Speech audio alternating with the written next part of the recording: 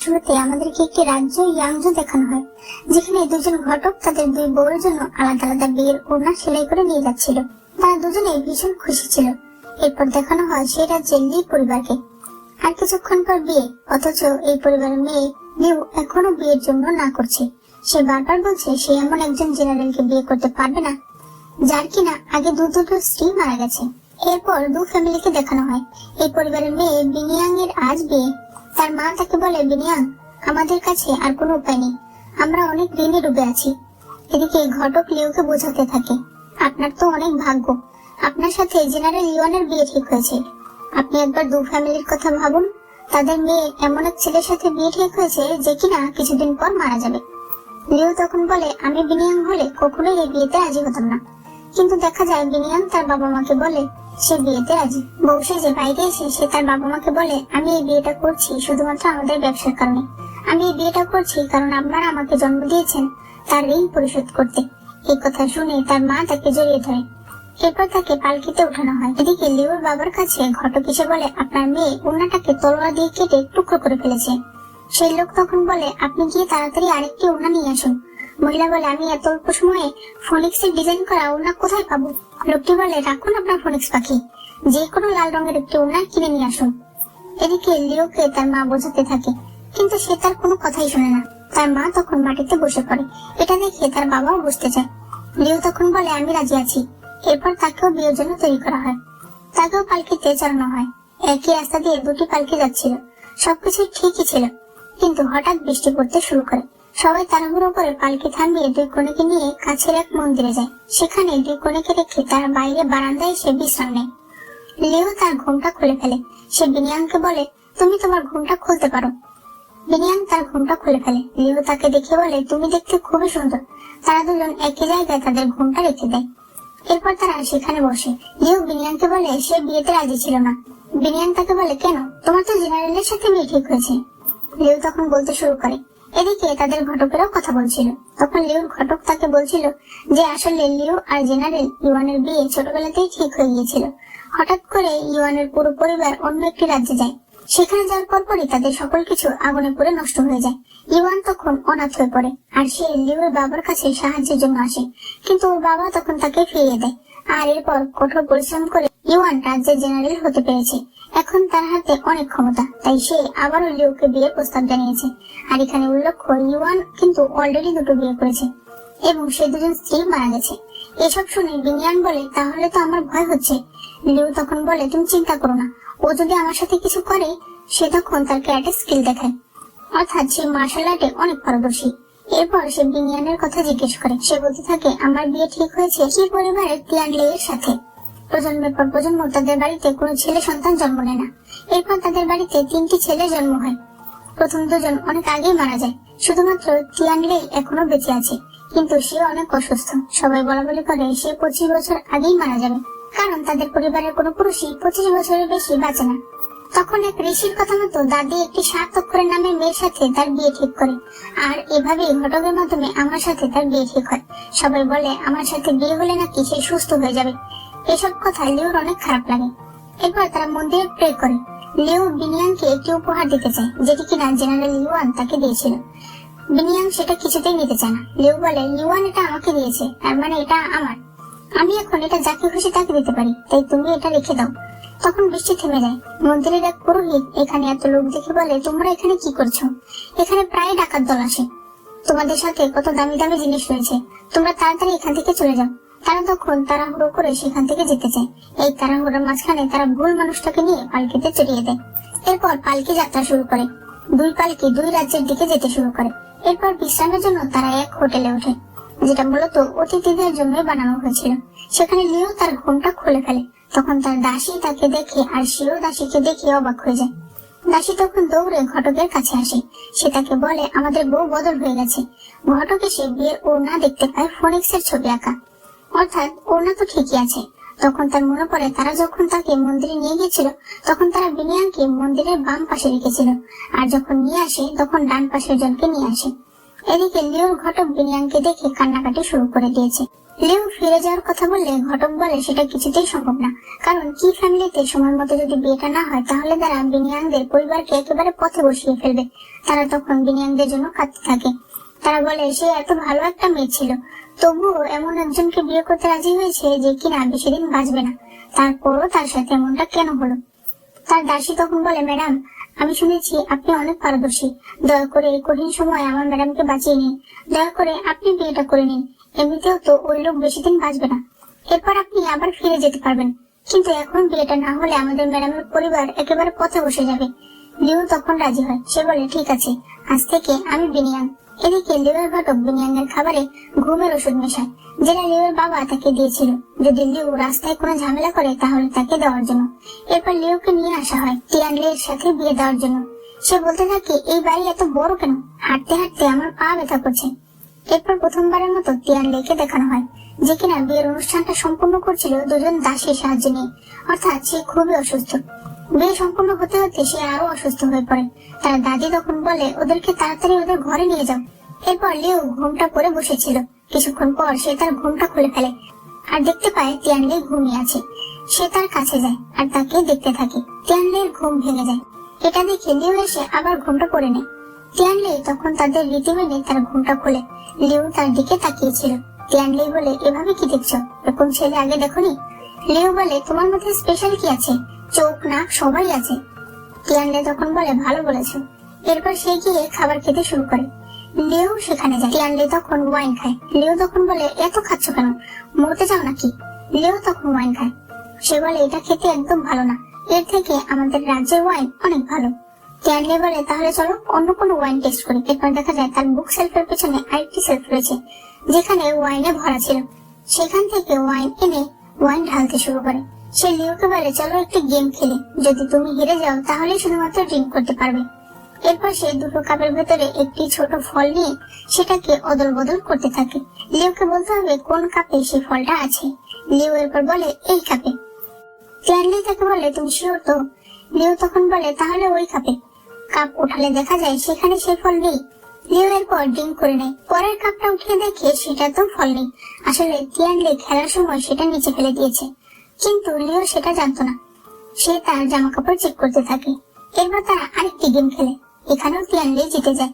সে বলে, আজ তো আমার কপাল অনেক ভালো। সে সামনে যেতে চাইলে লিও তাকে ল্যাং মেরে ফেলে দেয়। এতে করে তিয়ানলে অজ্ঞান হয়ে যায়। লিও এতে ভয় পেয়ে যায়। সে তার নিঃশ্বাস চেক করলে দেখতে পায় সে নিঃশ্বাস নিচ্ছে না। লিও তখন কাঁদতে শুরু করে।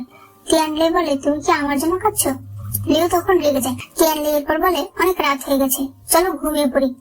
লিও বলে, দেখো আমি আজ প্রথম এসেছি, আমার শরীরটা খুব একটা ভালো লাগছে না, আজ আমরা আলাদা আলাদা থাকি। তিয়ানলে বুঝতে পারে লিও ভয় পাচ্ছে, তাই সে তাকে বিছানায় শুতে বলে আর নিজে সোফায় শুয়ে পড়ে।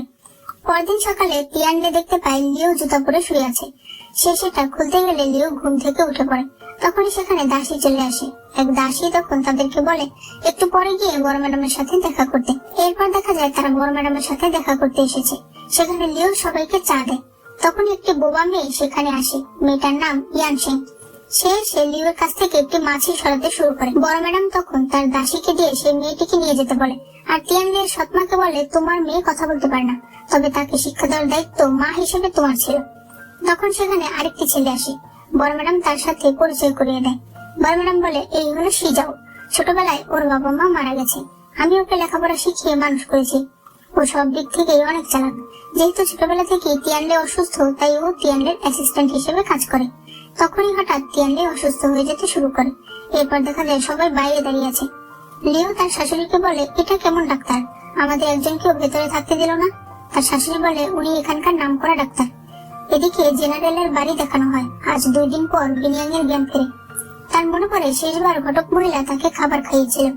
এরপর আর তার কিছুই মনে নেই। বিনিয়াং তাদের কথা জিজ্ঞেস করলে দাসীরা বলে, সেই ঘটক মহিলা আর আপনার দাসী ফিরে গেছে। বিনিয়াং কোনো উপায় না পেয়ে জেনারেলের সাথে দেখা করতে চায়, কিন্তু সেখানে তার জেনারেলের সুপারভাইজারের সাথে দেখা হয়। সে তাকে বলে, জেনারেল বাড়িতে নেই, উনি আসলে অবশ্যই আপনার সাথে দেখা হবে, এখন আপনি গিয়ে বিশ্রাম নিতে পারেন।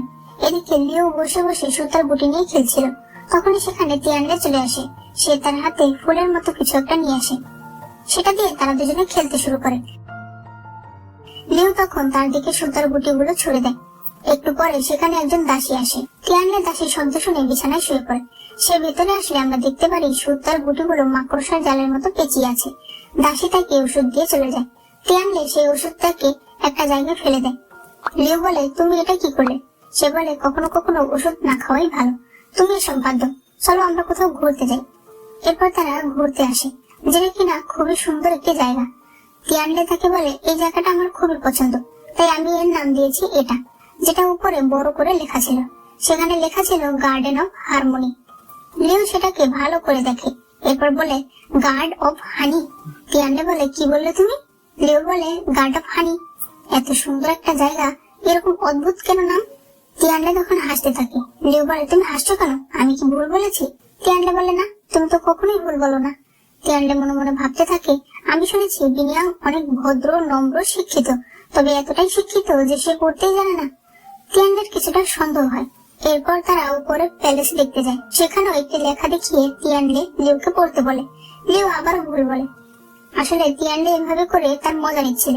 এরপর সে তাকে আরেকটু সামনে নিয়ে যায়। এখান থেকে লিও দুটি কবর দেখতে পায়। তিয়ানলে বলে, এগুলো দেখলে আমি নতুন করে বাঁচার সাহস পাই। সে কিছু একটা খাচ্ছিল। লিও তার পাশে একটি খাঁচায় ইঁদুর বন্দি অবস্থায় দেখতে পায়। সে খুবই ভয় পেয়ে যায়। লিও বলে, এসব কেন আটকে রেখেছো?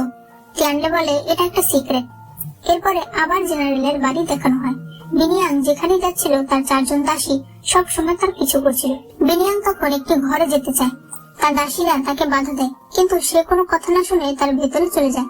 সেখানে গিয়ে সে জেনারেলের আগের 2 স্ত্রীর মেমোরিয়াল ট্যাবলেট দেখতে পায়। তার কিছুটা ভয় লাগছিল। পেছনে ঘুরে তাকাতে সে সুপারভাইজারকে দেখতে পায়। সুপারভাইজার তাকে বলে, আপনার এখানে আসা ঠিক হয়নি, আপনি এখনই আপনার মহলে ফিরে যান। বিনিয়াং তখন চলে যায়। এদিকে তিয়ানলে তার মাস্টারের কাছে আসে। সে তাকে বলে, আমার স্ত্রীকে নিয়ে আমার কিছুটা সন্দেহ হচ্ছে। আমাকে বলা হয়েছিল বিনিয়াং আমার বয়সী, সে শিক্ষিত এবং খুবই নম্র প্রকৃতির, কিন্তু আমার স্ত্রীর সাথে এসব কথার আমি কোনো মিল পাচ্ছি না। আমার মনে হচ্ছে সে আমার থেকে বয়সে ছোট। নম্র প্রকৃতির তো সে একদমই নয়। তারপর সে লেখাপড়াও জানে না। গার্ডেন অফ হারমোনিকে গার্ড অফ হানি বলে, সেই কে সে এই বলে। আমার মনে হয় কিছু তো একটা সমস্যা আছে। এদিকে আমরা দেখতে পাই লিওকে তার শ্বশুর বাড়ি সবাই ডেকেছে ক্র্যাব কাটতে। তারা তাকে ক্র্যাব নিয়ে একটি কবিতা বলতে বলে। লিও তখন সেসব কাটার অস্ত্র দেখে মনে পড়ে, এরকম অস্ত্র তো মার্শাল আর্টেও ব্যবহার করা হয়। সে তখন তার মার্শাল আর্ট মনে করতে করতে ক্র্যাবটাকে কাটে আর মুখে সেইভাবে কবিতা বলে। বড় ম্যাডাম তখন বলে, অনেক ভালো, কিন্তু আমার কেমন মনে হলো তুমি মার্শাল আর্ট করছো। তার দাসী তখন বলে, আসলে ম্যাডামকে তার বাবা ছোটবেলায় শক্তভাবে কবিতা শেখাতো তো, তাই। এরপর তারা লিওকে নিয়ে আসে ছবি আঁকতে। তারা বলে, আমাদের বাড়ির সবাই ছবি আঁকতে পারে, আমরা শুনেছি তুমিও নাকি ছবি আঁকতে পারো, তো চলো সবাই মিলে ছবি আঁকি, তুমি এই ফুলটার ছবি আঁকবে। এরপর সবাই ছবি আঁকতে শুরু করে। লিও কিছুই বুঝতে পারছিল না যে সে কি করবে। সে শুধু ভাবতে থাকে, ছোটবেলায় যদি ভালোভাবে লেখাপড়া করতাম তাহলে আজ এই অবস্থাও হতো না। এরপর দেখা যায় সবার আঁকা শেষ। তারা লিওর আঁকা দেখতে আসে। তার আঁকা ছবি দেখে তারা সবাই অবাক হয়ে যায়। তারা বলতে থাকে, তুমি এত সুন্দর করে আঁকো। কিন্তু বড় ম্যাডামের দাসীর কিছুটা সন্দেহ হয়। সে দেখতে পায় সেই গাছটার একটি ডাল কাটা আছে, কিন্তু সে কিছু বুঝতে পারে না। আমাদেরকে দেখানো হয় লিও সেই গাছটার একটি ডাল কেটে সেটাকে কালিতে ডুবিয়ে এরপর তার ছাপ নিয়ে নিয়েছে, আর এটাকেই সবাই অ্যাপ্রিসিয়েট করছে। এদিকে বিনিয়াং তার বাবা মার জন্য একটি চিঠি লেখে, যেখানে সে লেখে, তোমরা ভাবতেও পারবে না যে আমি জেনারেলের বাড়িতে আছি। এখানে আমার নিজেকে বন্দী বলে মনে হচ্ছে, তোমাদের প্রিয় বিনিয়াং। এরপর সে লিওর কথা ভাবে, না জানি লিও এখন কেমন আছে। বাড়ির পিছন দিয়ে হাঁটার সময় লিও হঠাৎ করে একটি লাঠি দেখতে পায়। সে সেটা দিয়ে তার মার্শাল আর্ট প্র্যাকটিস করতে শুরু করে। তখন তার দাসী সেটা দেখে ফেলে। সে তাকে না করে, সে বলে, যদি কেউ দেখে ফেলে। তখন পেছন থেকে তিয়ানলে সত্যি সেটা দেখে ফেলে। এরপর দেখা যায় তিয়ানলে লিওকে ডেকেছে। সে তাকে বলে, অনেকদিন হয়ে গেল বিয়ে হয়েছে, এবার আমাদের একবার ইয়ংজু রাজ্যে তোমার বাবা মার সাথে দেখা করা উচিত। আমি তাদের জন্য কিছু উপহার তৈরি করেছি এবং একটা চিঠিও লিখেছি, তবে আমি তাদের নাম ঠিক মতো লিখতে পারছি না। তাদের নামটা তুমি ঠিক মতো লিখে দাও। লিও একেবারে ভয় পেয়ে যায়, কারণ সে তো তাদের নামই জানে না। তার কাছে তখন দাসী আসে। সে তাকে বলে, ম্যাডাম আপনি তো লেখাপড়া এত ভালো, লিখে ফেলুন তাড়াতাড়ি। লিও তাকে ইশারা করে বলে সে কি লিখবেন তাই সে জানে না। সাহসী তখন চালাকি করে বলে, ছোট সাহেব আমার মনে হয় দুজনের নাম আপনাদের দুজনের লেখা উচিত। বাবার নাম দু জিশিয়াং আপনি লিখুন, আর ছোট সাহেব মায়ের নাম ওয়ান বইহুয়া আপনি লিখুন। লিও জিজ্ঞেস করে, শিয়াং বানান কিরকম? সাহসী তখন বলে, না না ভুল হয়েছে হুজুর, আপনি মাস্টারের নাম দু জিশিয়াং লিখুন আর ম্যাডাম আপনি মায়ের নাম ওয়ান গুই হুয়া লিখুন। এরপর দেখা যায় এখানেও লিও বানান ভুল করেছে। তিয়ানলে সাহসীকে সেখানে ডাকে। সে বলে, তুমি কি লেখাপড়া জানো? সাহসী বলে, হ্যাঁ জানি। তিয়ানলে বলে, তোমার ম্যাডাম শিখিয়েছে? সাহসী বলে, হ্যাঁ। তিয়ানলে তখন বলে, আমার মনে হয় এই পৃথিবীর সবচেয়ে বড় মিথ্যাবাদী হলে তুমি। সাহসী তখন ভয় পেয়ে যায়। সে বলে, আমি কি মিথ্যে বলেছি? তিয়ানলে তখন বলে, তোমার ম্যাডামের হাতের লেখাটা পর্যন্ত ভালো না, সে তোমাকে কি করে লেখাপড়া শেখালো? তোমার সাহস কি করে হলো নিজেকে দু পরিবারের পরিচয় দেওয়ার? সাহসী তখন বলে, আপনি ভুল ভাবছেন, আমি সত্যি দু পরিবারের দাসী, কিন্তু আসলে ম্যাডাম দু পরিবারের নয়, সে লি পরিবারের। সে তখন শুরু থেকে শেষটা সবকিছু তাকে খুলে বলে। সাহসী বলে, হুজুর, আমাদের মিনিয়াং ম্যাডাম সত্যি সব কাজে পারদর্শী, কিন্তু লি ম্যাডাম খুবই ভালো একটা মেয়ে, আপনি এসবের জন্য তাকে দায়ী করবেন না। তিয়ানলে তখন বলে, তুমি আমাকে যেটা বলেছো সেটা আর কাউকে বলবে না, আর তুমি যে এসব আমাকে বলে দিয়েছো সেটাও তুমি তোমার ম্যাডামকে বলবে না, নইলে তোমার শাস্তি নিশ্চিত। সাহসী বলে যে আমি বুঝতে পেরেছি। এরপর দেখা যায় তিয়ানলে তার মাস্টারকে সবকিছু বলে দেয়। এদিকে জেনারেলের বাড়িতে বিনিয়াং বুঝতে পারছিল না জেনারেল কবে বাড়িতে আসবে আর কবে সেই সবকিছু তাকে খুলে বলবে। সে তখন তার আলমারির ভিতরে জেনারেলের কাপড় চোপড় দেখতে পায়। সে তার দাসীকে বলে, তুমি আমার জন্য সুই সুতা নিয়ে এসো, এই জামাটা আমার গায়ে একটু ঢিলা। দাসী সুতা আনতে গেলে বিনিয়াং জেনারেলের পোশাক পরে ছেলে সেজে সেখান থেকে বেরিয়ে পড়ে। অনেকক্ষণ পর দাসীরা এসে দেখতে পায় বিনিয়াং এর জায়গায় বালিশ দেওয়া আছে। তারা তখন সুপারভাইজারকে বলে। রাজ্যের গেটে তখন বিনিয়াং এর ছবি নিয়ে খোঁজ করা হচ্ছিল। সে ছেলে সেজে থাকায় তাকে কেউ চিনতে পারে না। এরপর সে একটি চায়ের দোকানে যায়। সেখানে তার সেই মাস্টারের সাথে দেখা হয়। সে তাকে বলে সেও বর্ডারের কাছে বেড়াতে যাচ্ছে। বিনিয়াং বলে, আমাকেও নিয়ে যান, আমি সেখানে আমার ভাইকে খুঁজতে চাই।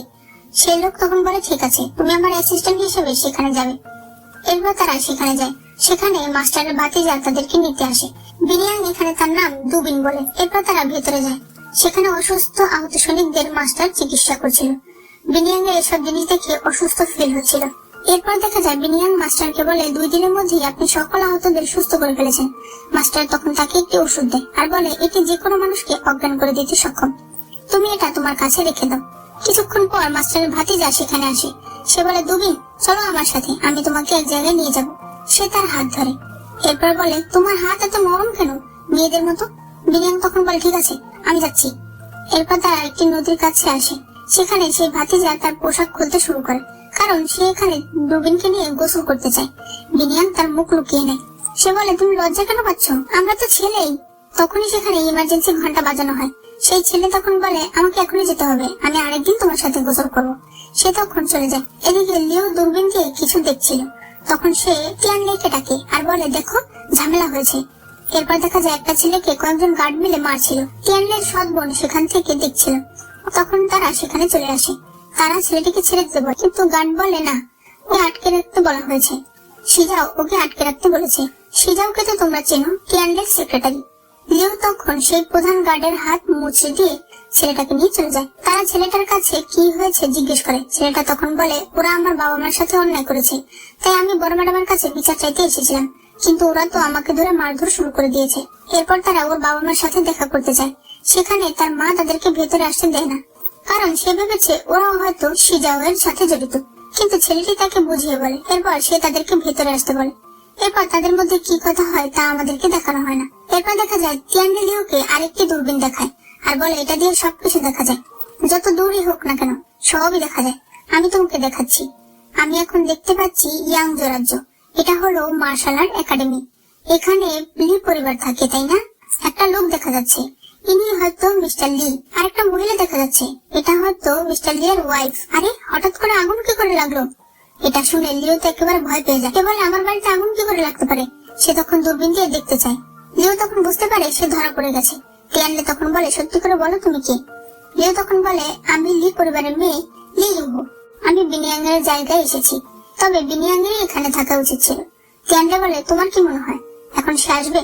হয়তো সে এখন জেনারেলকে ভালোবাসতে শুরু করেছে। লিও বলে, এটা কিছুতেই সম্ভব না। তিয়ানলে বলে, ঠিক আছে, চলো বাজি ধরা যাক। যদি বিনিয়াং জেনারেলকে না ভালোবাসে তাহলে তুমি জিতবে। লিও বলে, তুমি আমাকে 3000 মুদ্রা দেবে। তিয়ানলে বলে, ঠিক আছে, আর যদি আমি জিতি তাহলে তুমি আমার সারা জীবনের মতো স্ত্রী হয়ে যাবে। এদিকে ব্যারাকে সবাই বলাবলি করছিল, আমরা জিতে গেছি, জেনারেল ফিরে এসেছে। এরপর প্রথমবারের মতো আমাদেরকে জেনারেলকে দেখানো হয়। তার সঙ্গে সেই ভাতিজা কথা বলছিল। এখানে আমরা জানতে পারি তারা দুজন আপন ভাই। এরপর রাতে বিনিয়াং সেই নদীর কাছে আসে গোসল করতে। তখন সেখানে জেনারেল চলে আসে। সে বিনিয়াং এর কাছে এসে তলোয়ার ধরে আর বলে, এখানে তো মহিলা আসা নিষেধ, তাহলে তুমি কি? বিনিয়াং বলে, আমি আগে পোশাকটা পরে নিই। এরপর সে পোশাক পরে যখন চলে যাচ্ছিল, জেনারেল তাকে ধরে ফেলে। সে বলে, তুমি কে? বিনিয়াং বলে, আমি জেনারেলের স্ত্রী। আসলে সে তো জানতো না এটাই জেনারেল, তাই সে এই কথা বলেছে। সে তখন তার মুখে সেই পাউডারটা ছিটিয়ে দিয়ে সেখান থেকে পালিয়ে যায়। জেনারেলের কাছে একটি ছোট ওড়না থেকে যায়। রাতে জেনারেল কিছুতেই ঘুমাতে পারছিল না, কারণ কোন এমন মেয়ে এসেছে যে কিনা নিজেকে তার স্ত্রী বলে দাবি করছে। পরদিন তার ভাই বলে, একটি ছেলে আছে যে কিনা কয়েকদিন ধরে আপনার সাথে দেখা করতে চায়, কারণ ওর ভাইকে খুঁজতে এসেছে, সে ব্যাপারে আপনার সাথে কথা বলতে চায়। জেনারেল তখন বলে, ঠিক আছে, নিয়ে এসো। তার ভাই যখন বিনিয়াংকে নিয়ে আসছিল, বিনিয়াং তখন ভয় পাচ্ছিল, কারণ সে কি বলবে সে বুঝতে পারছিল না। তখনই হঠাৎ যুদ্ধের ঘোষণা করা হয়। এরপরে শুরু হয় সেই ভয়াবহ যুদ্ধ।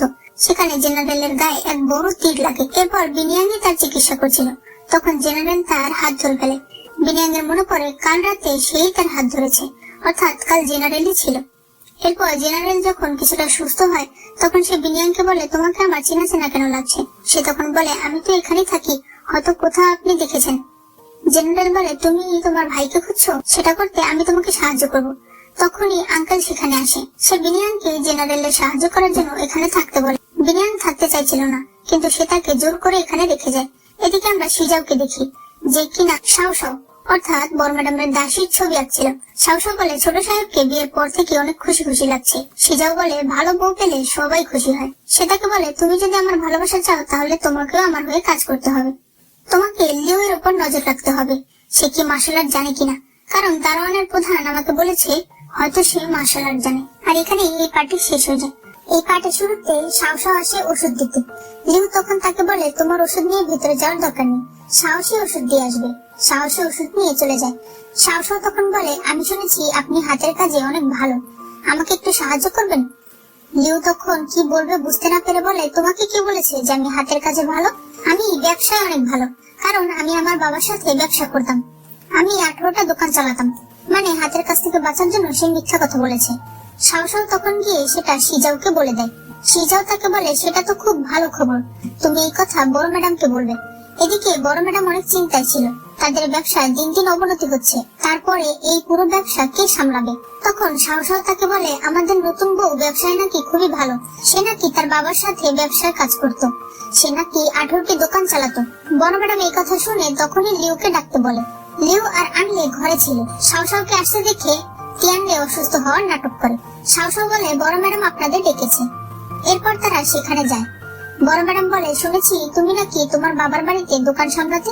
এটা শুনে তিয়ানলে তো একেবারে অবাক হয়ে যায়। লিউ কি বলবে বুঝতে পারছিল না, তাই সে আমতামতা করে বলে, আসলে বাবা তো ব্যবসায়ী, তাই আমাকেও সাথে রাখতো, আমি ওনার সাথে ব্যবসায় হাত লাগাতাম। কয়টা দোকানের কথা যেন বললাম? বড় ম্যাডাম বলে, 18টি। লিউ বলে, 18টি দোকান আমি সামলাতাম, বাবা বলেছিল আমার বয়স 18 হলে আমাকে পুরোপুরি ব্যবসার ভার দিয়ে দেবে, কিন্তু 18 হওয়ার আগে আমার বিয়ে হয়ে যায়। বড় ম্যাডাম তখন বলে, তুমি তো আমার থেকেও ভালো, আমি তো ব্যবসা শুরু করেছিলাম 25 বছরে। সে তখন বলে, আগামীকাল আমাদের এখানে কিছু ব্যবসায়ীরা অডিটের জন্য আসবে, তোমার কাজ হচ্ছে তুমি তাদেরকে হোস্ট করবে।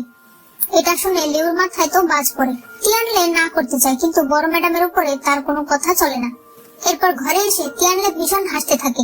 সে বলে, মিথ্যে বলারও তো একটা লিমিট থাকে। তারা ভাবতে থাকে এখন তারা কি করবে। তিয়ানলে তখন সাহসীকে বলে, তুমি তো লেখাপড়া জানো, তুমি তোমার রাজ্যে শেখানো কিছু প্রবাদ বাক্য বলো দেখি। সাহসী মনে করে সেগুলো বলতে থাকে।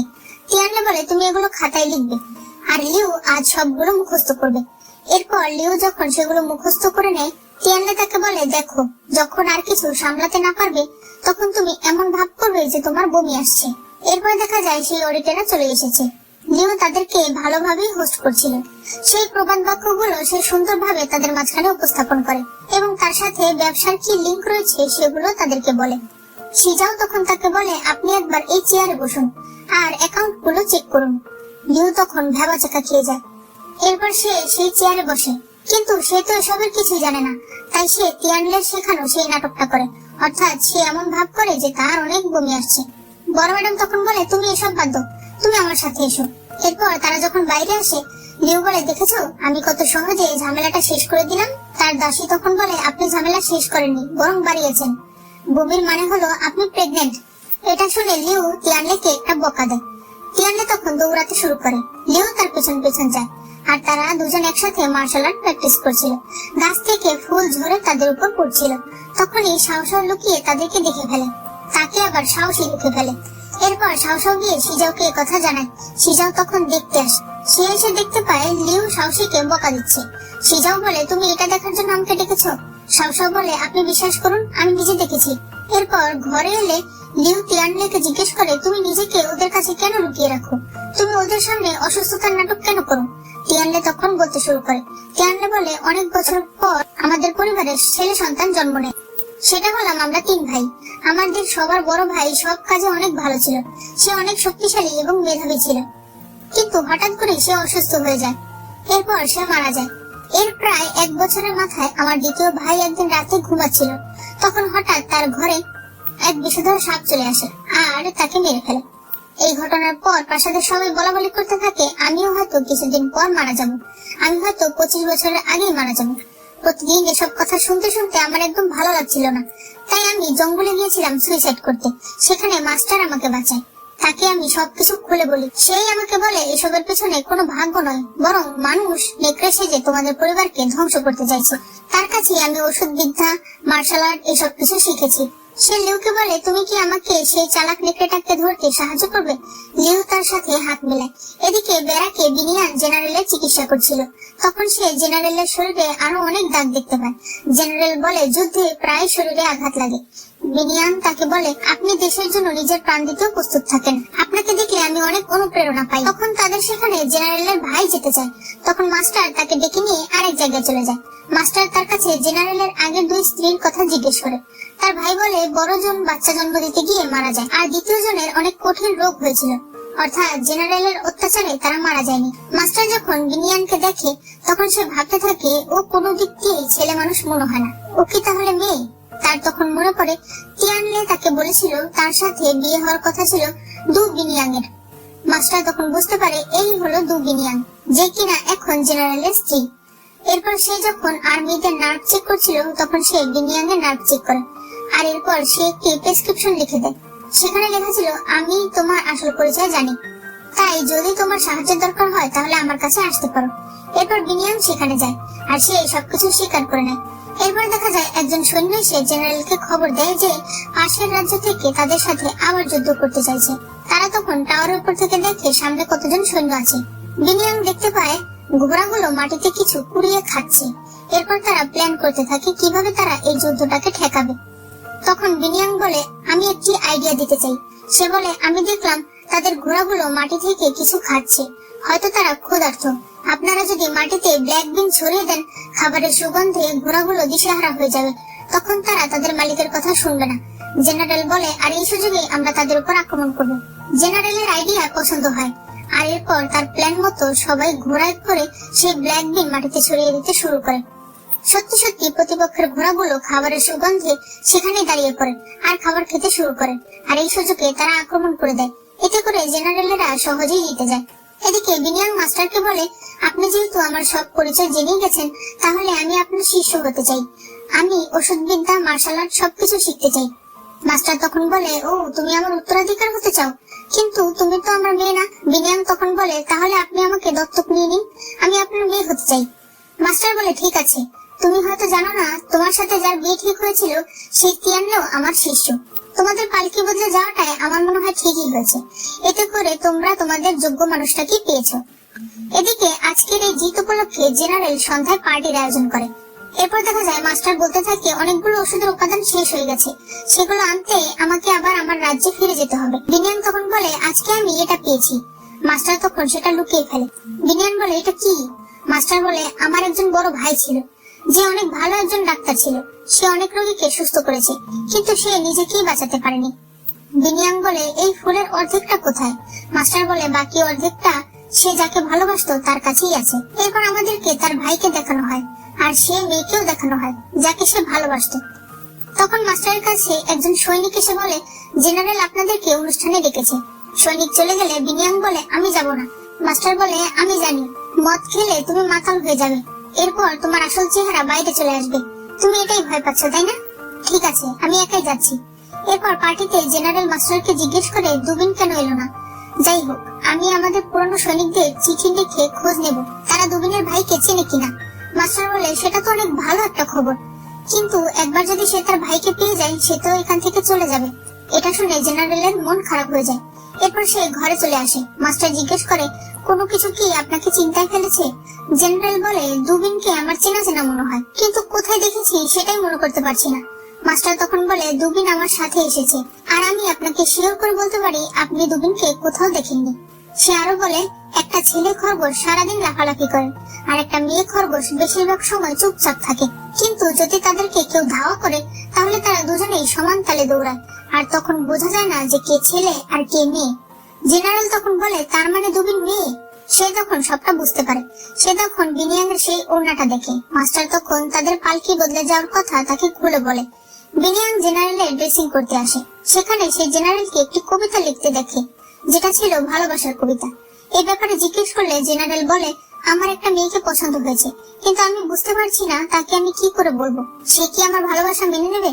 বিনিয়াং তখন বলে সব মেয়েরাই নায়কদের পছন্দ করে, আর আপনি তো নায়কের মতোই, আপনি তো দেখতেও ভালো, সে নিশ্চয়ই আপনাকে পছন্দ করবে। জেনারেল বলে যদি তুমি মেয়ে হতে তুমি কি পছন্দ করতে? যাই হোক, আমি সেই মেয়েটার একটা ছবি এঁকেছি, তুমি দেখে বলো তো এই মেয়েটার কি ধরনের জিনিস পছন্দ হতে পারে। আমি তাকে সেই রকমই একটা উপহার দিতে চাই। এরপর সে তাকে একটি ছবি দেয়। বিনিয়াং দেখতে পায় সেটা তারই ছবি, যেদিন সে নদীতে গোসল করছিল, কিন্তু সেখানে তার চেহারা স্পষ্ট না। জেনারেল বলে আমি তার চেহারা ভালো মতো দেখিনি, আমি তার জন্য একটা উপহার রেডি করেছি। সে তাকে সেই ওড়নাটা দেয় আর বলে এটা কি তার পছন্দ হবে? বিনিয়াঙ্গের চোখ দিয়ে পানি বেরিয়ে আসে, আর সে বলে হ্যাঁ, এটা আমার পছন্দ। জেনারেল তাকে নাম ধরে ডাকে। বিনিয়াং বলে আপনি আমার নাম জানলেন কি করে? জেনারেল বলে আমাকে মাস্টার সবকিছু খুলে বলেছে। এরপর দেখা যায় মাস্টার ওষুধ আনতে তার নিজের রাজ্যে ফিরে গেছে। বিনিয়াং তখন তাকে একটি জিনিস দেয় লিউকে দেওয়ার জন্য।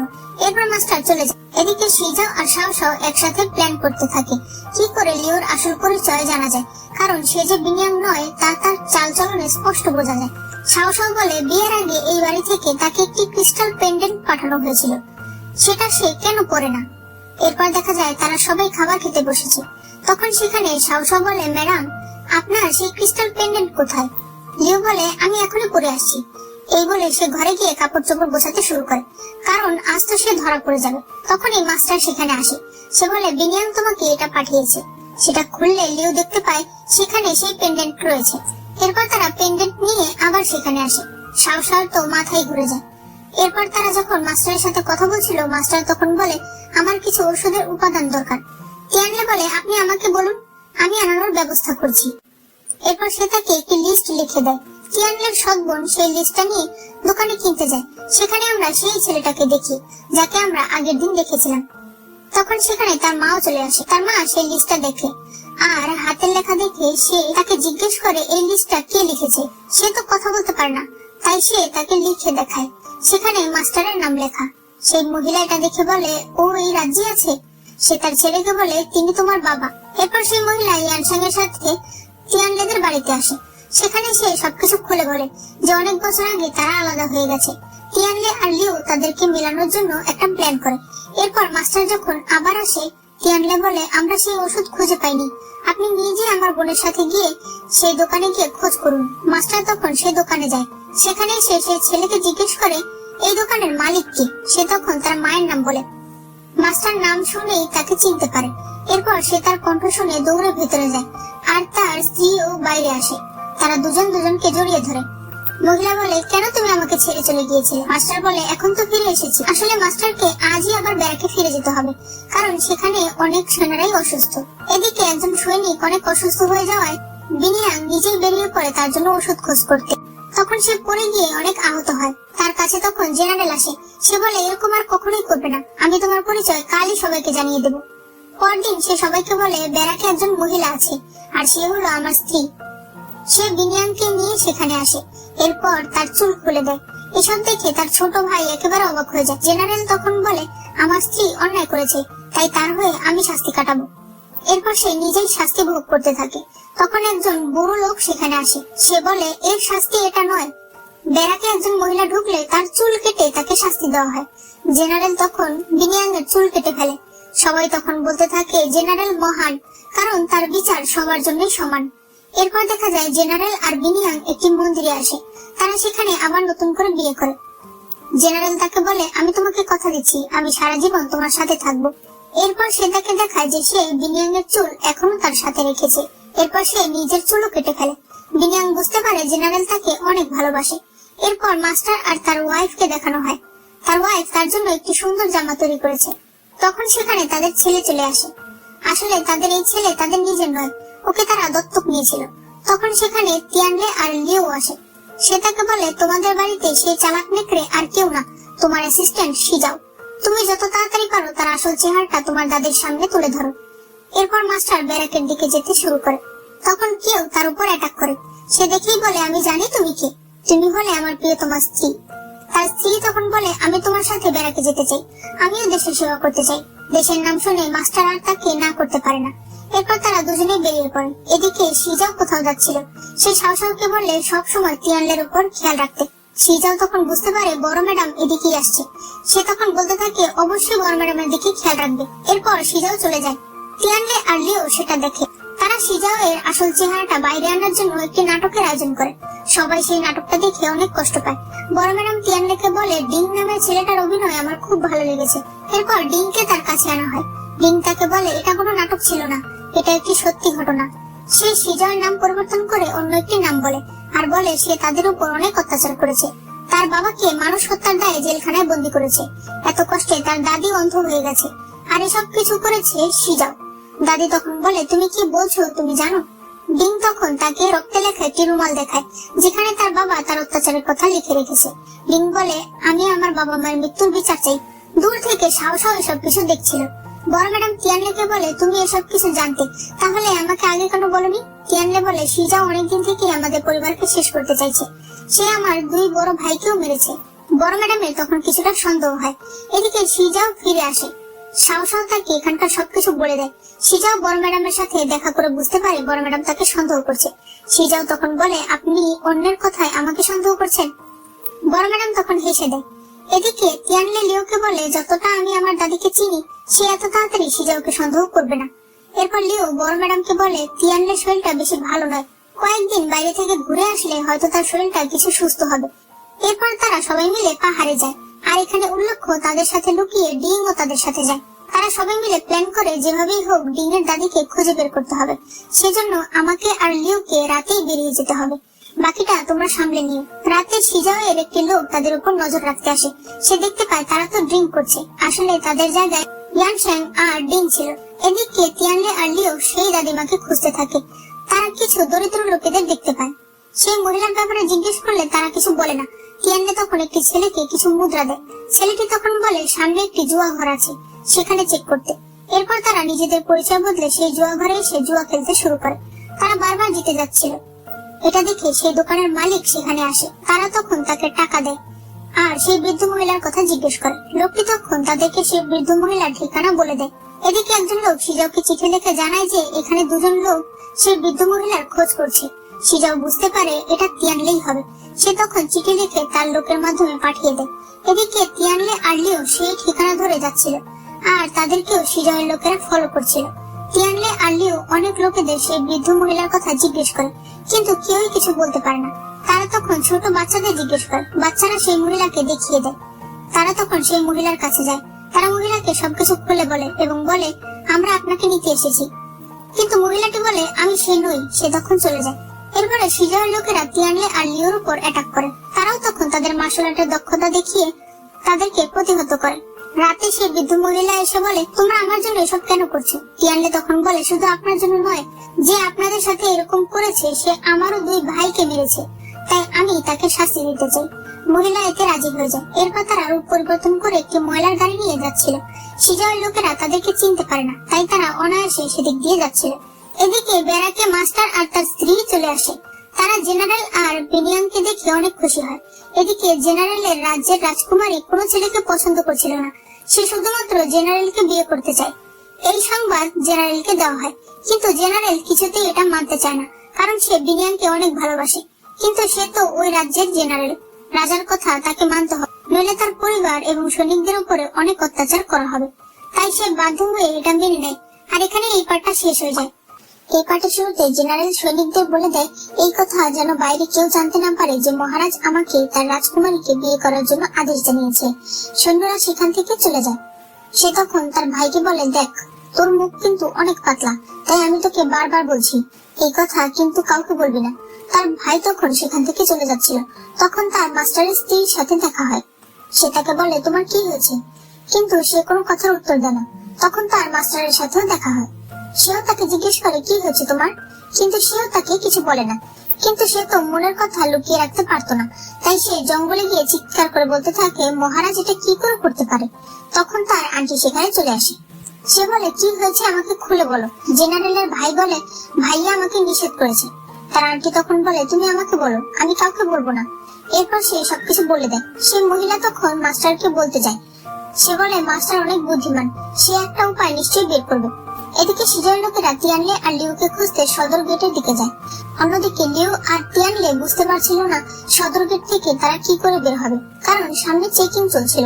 তখনই লিউ বলে আমার মাথায় একটি আইডিয়া এসেছে। তখন দেখা যায় কেউ একজন ঘোড়ায় চড়ে দ্রুত সেখান থেকে বেরিয়ে যাচ্ছে। সব লোকেরা তখন তাকে পিছু করে। এই সুযোগে লিউ আর তিয়ানলে সেই বৃদ্ধ মহিলাকে নিয়ে সেখান থেকে চলে যায়। এরপর তারা তাদের সেই পাহাড়ের মহলে ফিরে আসে। সেখানে তিয়ানলে টিংকে বলে আমাদেরকে এখন রাজ্যে ফিরে যেতে হবে, তুমি অবশ্যই দাদিমার খেয়াল রেখো। এদিকে সিজাওয়ের কাছে সেই খবর চলে যায় যে তিয়ানলে আর লিউ সেই বৃদ্ধ মহিলাকে নিয়ে পাহাড় থেকে পালিয়ে এসেছে। সে তার লোককে এই বিষয়ে খোঁজ খবর নিতে বলে। এদিকে ডিং এসে তার দাদিকে নিয়ে যায়। অন্যদিকে জেনারেলের মন অনেক খারাপ ছিল। বিনিয়ান সেটা বুঝতে পারে। সে জিজ্ঞেস করে কি হয়েছে। আমি দেখেছি মহারাজের কাছ থেকে আপনার জন্য একটি বার্তা এসেছে, সেখানে মহারাজ কি বলেছে। জেনারেল বলে কিছু না, মহারাজ আমার প্রমোশন করেছে। বিনিয়ান বলে এটা তো খুশির কথা। জেনারেল বলে হ্যাঁ খুশির কথা, তবে এই প্রমোশনে আমার কিছুটা ভয় লাগছে। বিনিয়ান তখন বলে আরো কি কিছু লিখেছিল। জেনারেল বলে না। বিনিয়ান বলে আপনি চিন্তা করবেন না, যা কিছুই হয়ে যাক আমি সবসময় আপনার সাথে আছি। কিন্তু বিনিয়ানের মনে ঠিকই সন্দেহ হয়ে যায়, তাই সে চলে যায় তার দেবরের কাছে। সে তাকে বলে আমি জানতে পেরেছি যে মহারাজ জেনারেলকে কি আদেশ করেছে। জেনারেল আমাকে সবকিছু বলেছে। তার দেবর তখন বলে ভাইয়া কতটা অদ্ভুত, সে আমাকে বললো কোনো কিছুই যেন আপনাকে না জানাই আর নিজেই আপনাকে বলে দিল।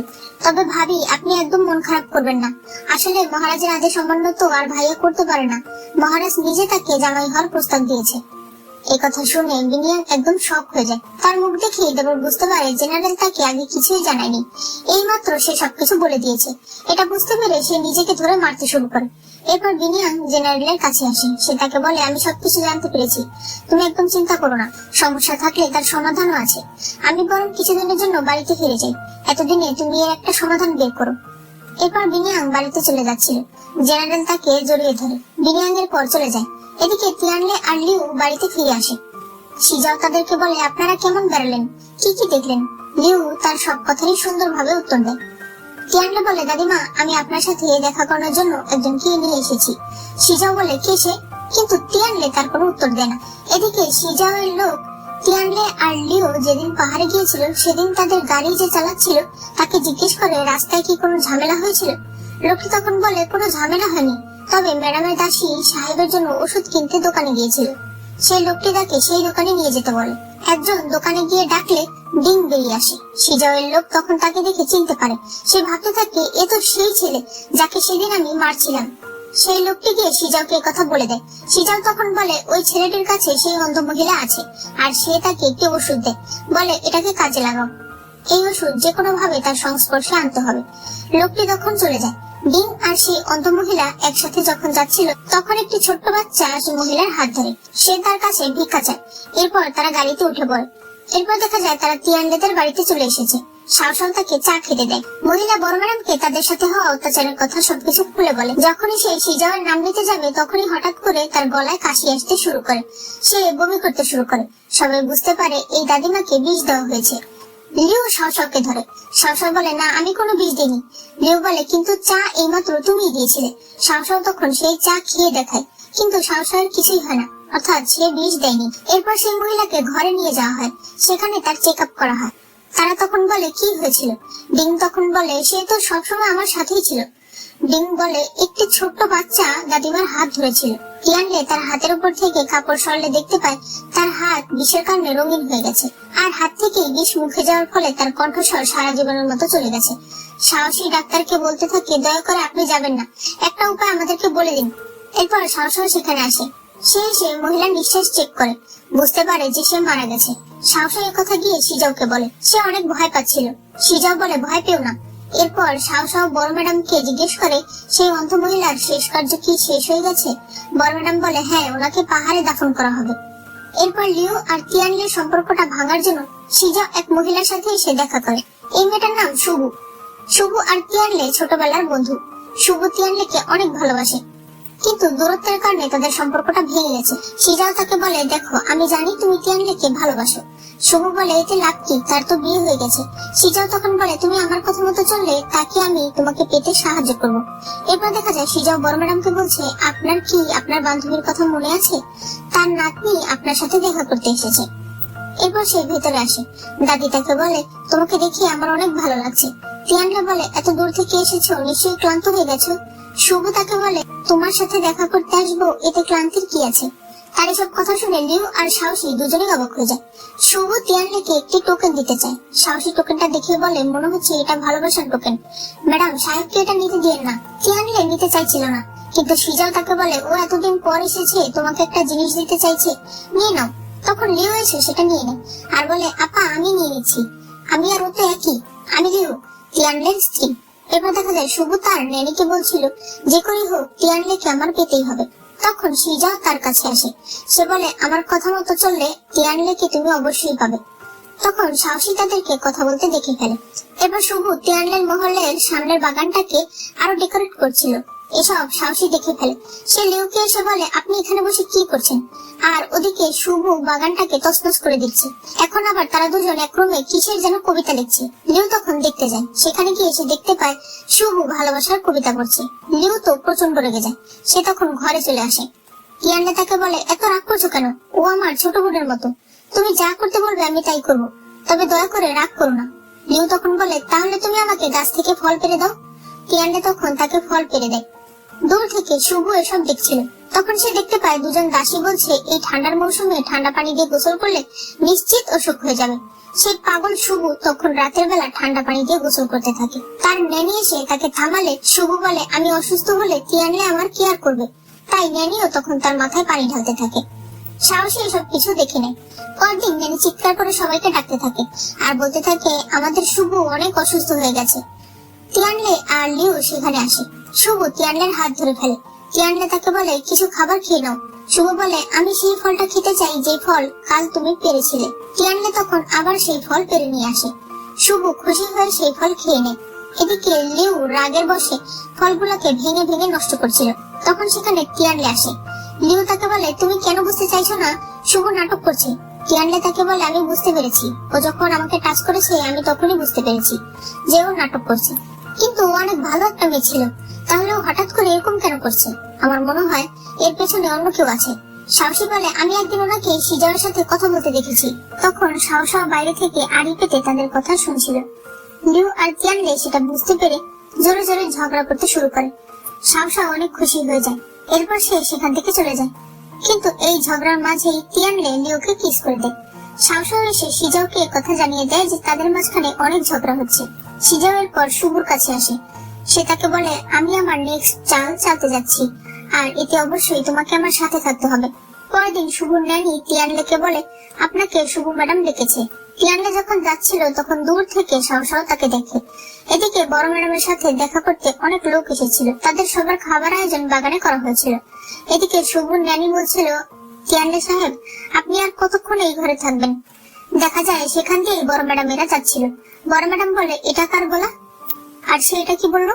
সাহসা বলে, এটা তো শুভর ঘর, এখানে কি তিয়ানলে সাহেবও আছে? সাহসা বলে, থাকতেই পারে, তারা তো একজন আরেকজনকে ভালোবাসে। বড় ম্যাডাম এটা কিছুতেই মেনে নেয় না। সিজাও তাকে বলে, তারা তো একজন আরেকজনকে ভালোবাসে, আপনার উচিত তাদেরকে বিয়ে দিয়ে দেওয়া। তখন বাকি লোকেরা বলতে থাকে, হ্যাঁ, তাদেরকে বিয়ে দিয়ে দেওয়াই উচিত। কিন্তু বড় ম্যাডাম এতে অনেক রেগে যায়। তখনই পেছন দিক দিয়ে তিয়ানলে সেখানে আসে। সিজাও বলে, তুমি এখানে কি করে আসলে? বড় ম্যাডাম অনেক খুশি হয়ে যায়। সে বলে, আমি জানতাম তুমি এমন কাজ করতে পারো না, কিন্তু তুমি এখানে থাকলে ভেতরে কি আছে? তখন ভেতর থেকে লিউ আর শুভু বের হয়।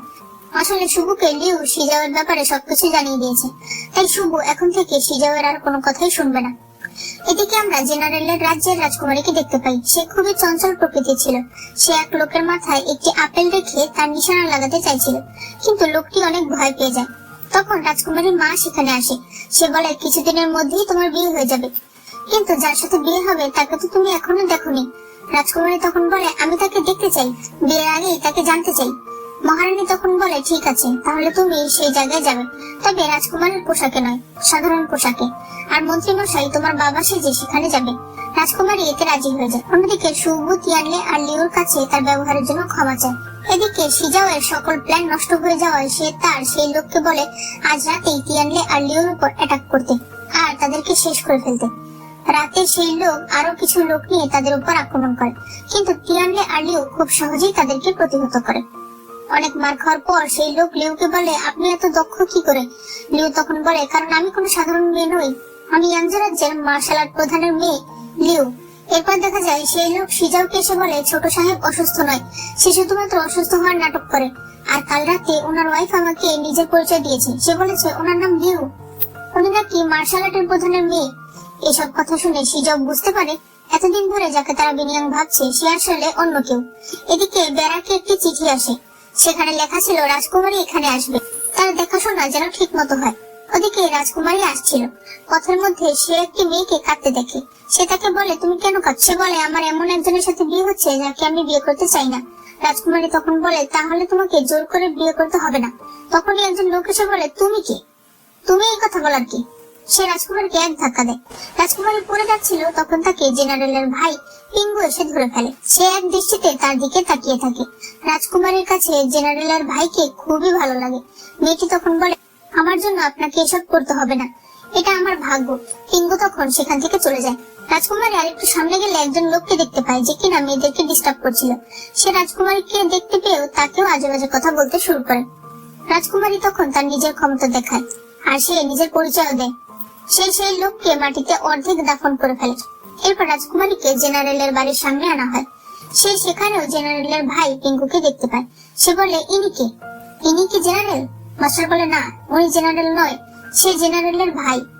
সে জেনারেলের সাথে দেখা করার জন্য রাজকুমারীকে ভিতরে একটি ঘরে নিয়ে আসে। রাজকুমারী ভয়ে ভয়ে সামনের দিকে যায়। এরপর সে দেখতে পায় একজন দাড়িওয়ালা লোক বসে আছে। রাজকুমারী বলতে থাকে এইরকম একটা বয়স্ক লোকের সাথে আমার বিয়ে ঠিক হয়েছে। সে তার সামনে দুটি মেমোরিয়াল ট্যাবলেট দেখতে পায়, যেগুলো কিনা জেনারেলের আগের দুই বউয়ের ছিল। রাজকুমারী তখন বলে তার মানে ওর সাথে যারই বিয়ে হয় সে বাঁচে না। জেনারেল তখন অদ্ভুত কিছু কাণ্ড করতে থাকে। রাজকুমারী আরো ভয় পেয়ে যায়। সে তখন মাস্টারের কাছে চলে আসে। মাস্টার তাকে বলে ভয় পেও না, আসলে ওনার আগের দুই স্ত্রীর আত্মা তার মধ্যে এসে গেছে, তাই সে এমন করছে। এরপর রাজকুমারী অনেক কান্নাকাটি করতে থাকে। সে বারবার বলে আমি এই জেনারেলকে বিয়ে করব না। মন্ত্রী বলে ঠিক আছে, তাহলে চলুন আমরা ফিরে যাই। অন্যদিকে মাস্টার জেনারেলের ভাইকে বারবার শুধু এটাই বোঝাতে থাকে যে রাজকুমারী অনেক ভালো। সে বারবার রাজকুমারীর গুণগুলোই তাকে বলছিল। এদিকে যেই লোকটাকে রাজকুমারী মাটিতে বন্দি করে রেখেছিল সেই লোকের জ্ঞান ফিরে আসে, আর সে বলতে থাকে যেভাবেই হোক রাজকুমারীর উপর আমি প্রতিশোধ নেব। এরপর রাজকুমারী, মন্ত্রীমশাই আর মাস্টার রাজপ্রাসাদের দিকে যাচ্ছিল। পথের মাঝখানে তারা একটু বিশ্রাম নিতে চায়। রাজকুমারী বলে তোমরা এখানে থাকো, আমি জঙ্গলটা ঘুরে আসছি। মন্ত্রী তাকে বাধা দিতে চায়, কিন্তু মাস্টার বলে যেতে দিন। রাজকুমারী জঙ্গলের ভেতরে গেলে আমরা দেখতে পাই মাস্টারের স্ত্রী ছেলে সেজে সেখানে বসে আছে। সে রাজকুমারীকে দেখে বলে আপনি এখানে এসেছেন নিজের মনের মানুষ খোঁজ করতে, আপনি ভুল দিকে যাচ্ছেন। আপনার ভালোবাসার মানুষ আপনি আজই পেয়ে যাবেন। সে এক মন্দিরের নাম বলে, সে মন্দিরে গেলেই আপনি আপনার ভালোবাসার মানুষকে পেয়ে যাবেন, যে কিনা বেগুনি রঙের পোশাক পরে এসেছে। এদিকে পিঙ্গু সেই মন্দিরে এসেছে। তাকে মাস্টার বলেছে আজ তুমি তোমার ভালোবাসার মানুষকে পেয়ে যাবে। এরপর দেখা যায় রাজকুমারী সে মন্দিরে এসেছে এবং একজনের আগুনের খেলা দেখছে। সে খুবই খুশি হয়। এরপর রাজকুমারী ভিতরে আসে আর সে সেখানে পিঙ্গুকে দেখতে পায়। রাজকুমারী ভাবতে থাকে হঠাৎ করে কিভাবে কথা শুরু করি, তাই সে নিজের রুমাল ফেলে দেয়। পিঙ্গু তার রুমাল উঠিয়ে দেয়। এভাবে তাদের মধ্যে কথা শুরু হয়। এরপর তারা আলাদা ঘুরতে যায়। এদিকে মন্ত্রী মশাই তাদেরকে খুঁজতে থাকে। জঙ্গলে হঠাৎ করে রাজকুমারীর রুমাল বাতাসে উড়ে যায়। পিঙ্গু সেটা আনতে গেলে এদিক দিয়ে রাজকুমারীকে কেউ কিডন্যাপ করে নিয়ে যায়। পিঙ্গু ফিরে এসে সেখানে রাজকুমারীকে দেখতে পায় না, তবে সে তার একটি কানের দুল পায়। সে তখন চারিদিকে রাজকুমারীকে খুঁজতে থাকে। অন্যদিকে মাস্টার মন্ত্রীকে জিজ্ঞেস করে, এখানে আসার পর আপনি কি কাউকে বলেছিলেন আপনাদের আসল পরিচয়? মন্ত্রী মশাই তখন বলে, রাস্তার মাঝখানে একজন লোককে বলা হয়েছিল, কারণ সে অনেক ঝামেলা করছিল। মাস্টার তখন বলে, ঠিক আছে। এদিকে পিঙ্গু রাজকুমারীর কাছে পৌঁছে যায়। রাজকুমারী তাকে বলে, এসো না, কিন্তু পিঙ্গু চলে আসে আর সে সেই লোকের ফাঁদে পড়ে যায়।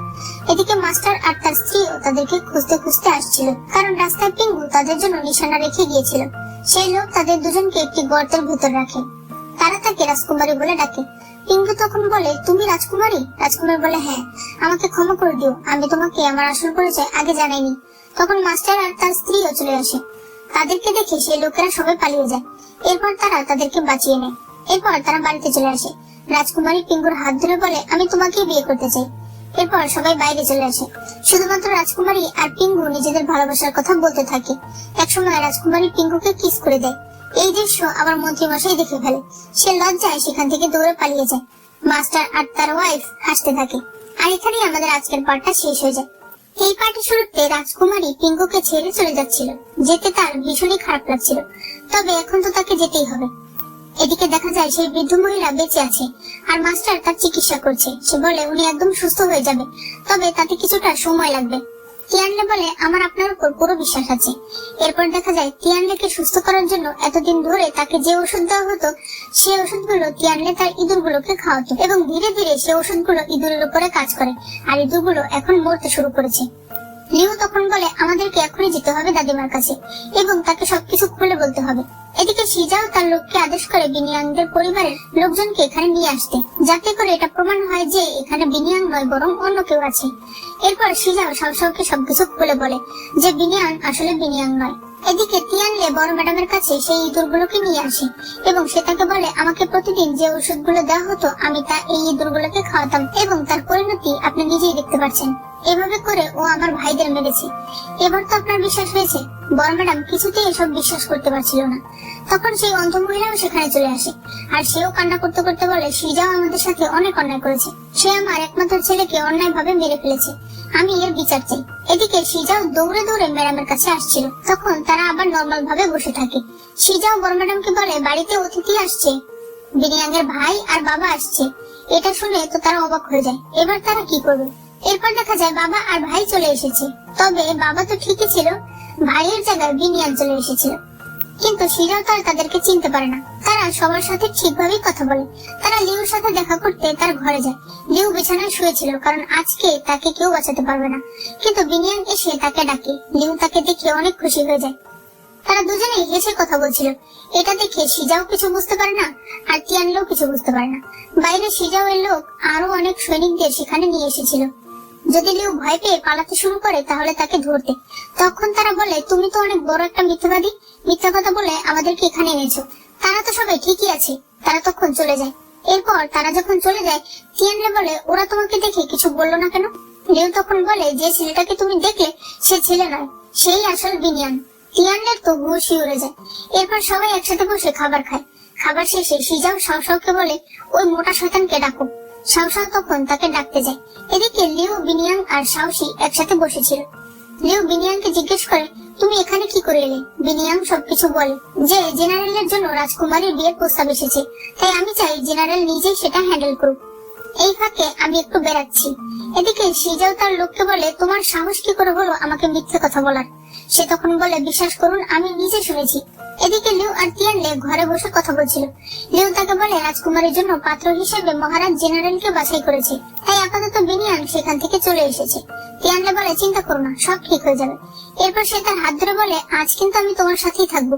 সে তাকে কোলে নিয়ে বিছানায় চলে যায়। পরদিন তিয়ানলে আর লিউ বিনিয়াংয়ের বাবার কাছে আসে। তারা বলে, আপনি আমাদেরকে সাহায্য করছেন, সেজন্য আপনাকে অসংখ্য ধন্যবাদ। সে তখন বলে, আমি তো তোমাদের বাবার মতোই। তারা সবাই অনেক খুশি ছিল। এদিকে ব্যারাকে নতুন করে মহারাজের আদেশ আসে যে রাজকুমারী জেনারেলকে নয়, জেনারেলের ভাই পিঙ্গুকে বিয়ে করতে চায়। এটা শুনে দুই ভাই খুশি হয়ে যায়। জেনারেল তখন বলে, পিঙ্গু তুমি কিছুদিন এই জায়গাটা সামলাও, আমি বরং বিনিয়ানের কাছে যাই। অন্যদিকে বিনিয়াং আর তার বাবা নিজেদের বাড়ির উদ্দেশ্যে বেরিয়ে পড়ে। এদিকে জেনারেল বিনিয়াংয়ের বাবার বাড়িতে এসে খোঁজ করতে থাকে। সেই লোক তখন বলে, ম্যাডাম তো বাড়িতে নেই, সে তার শ্বশুর বাড়িতে গেছে। জেনারেল তো অবাক হয়ে যায়, কারণ সে একা কি করে শ্বশুর বাড়িতে চলে গেল। সে তখন সেখান থেকে বেরিয়ে যায় রাস্তায় তারা দুজন একই জায়গা দিয়ে যাচ্ছিল, কিন্তু কেউ কাউকে দেখতে পায় না। বাড়িতে এসেই তারা জানতে পারে সেখানে জেনারেল এসেছিল। বিনিয়াঙ্গের বাবা লোকটিকে মেরে বলে, ও আমার মেয়ের স্বামী, ওকে কেন যেতে দিলে? লোকটি বলে, আমাকে ক্ষমা করে দিন, আমি জানতাম না। এদিকে সিজাও তার লোককে অনেকগুলো স্বর্ণমুদ্রা দিয়ে বলে, এবারের কাজে কিন্তু তোমাকে সফল হতেই হবে। এরপর আমরা দেখতে পাই তিয়ানলে আর লিউ বাইরে যাচ্ছে, কিন্তু সাহসী কোথাও যায় না। লোকটি তখন বলে, একে এখন কি করে সরাই? এরপর সে সাহসের কাছে যায় আর তার কাছে গিয়ে সাহায্য চায়। সাহসীকে কিছু একটা দেখানোর কথা বলে তার হাত ধরে টেনে নিয়ে যায়। অন্যদিকে তিয়ানলে আর লিউ ডিঙের দোকানে আসলে দেখতে পায় সেখানে ইয়ানশ্যাং আছে। লিউ বলে, তোমাদের মধ্যে কি চলছে বলো তো? এই কথা ইয়ানশ্যাং অনেক লজ্জা পেয়ে যায় আর বাড়িতে চলে আসে। বাড়িতে এসে সে দেখতে পায় সেই লোকটি তিয়ানলে আর লিউর ঘরে কিছু একটা করছে, কিন্তু সে ঘরে যেতে পারে না কারণ দরজা পিছন থেকে লাগানো ছিল।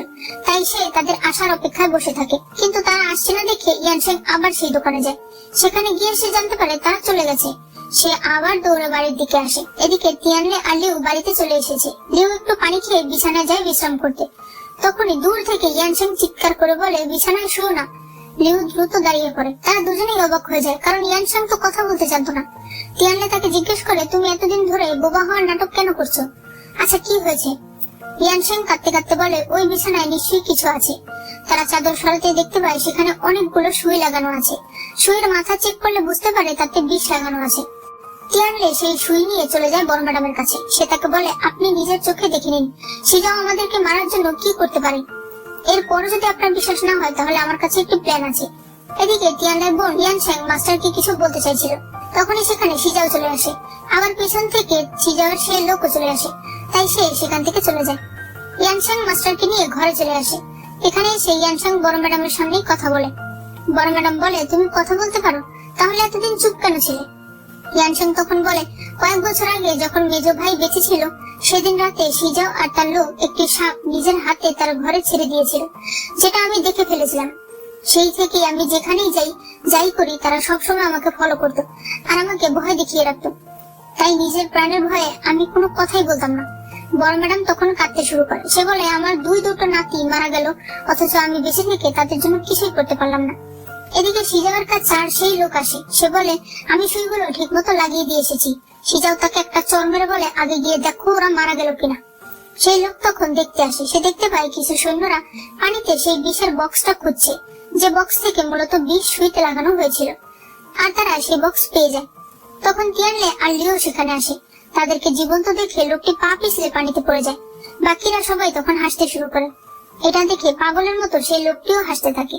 এদিকে বিনিয়াং জেনারেলকে সকল জায়গায় খুঁজছিল, কারণ জেনারেল ইয়াংজো রাজ্যে এসেছে। এত তাড়াতাড়ি সে নিজের রাজ্যে ফিরতে পারবে না। সে এই রাজ্যেই কোথাও না কোথাও আশ্রয় নিয়েছে। সে অনেক বাড়িতে খোঁজ নেয়, কিন্তু কোথাও পায় না। তখন সে দেখতে পায় একজন লোক মানুষকে গল্প শোনাচ্ছে।